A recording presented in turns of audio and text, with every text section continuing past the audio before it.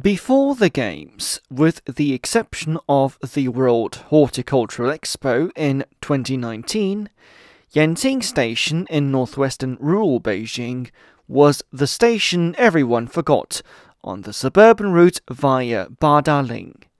Nearly everyone got off at Badaling Station. The station building has underwent several major changes.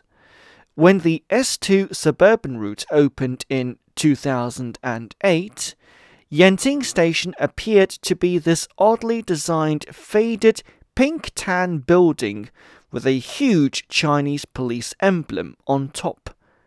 A few years later, it became some sort of railway church by its looks, certainly. In 2020, a wholly new building, this one, the North Hall, was put into service, and from that moment, the old station building becoming the South Hall was no longer in active use.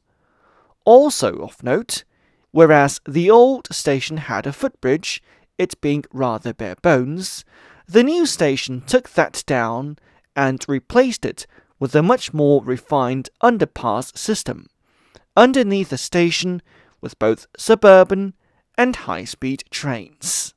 The old and the new, 35 kph and 350 kph, that is what they really look like in real life. Yanqing Station is now uniquely the sole station in Beijing where two entirely separate ticketing systems are supported.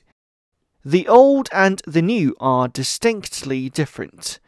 Whereas the old concourse was Spartan, the new one is incredibly artistic, and whereas the old station looked a lot more quadrilateral, the new hall is much more Hundertwasser, if you will.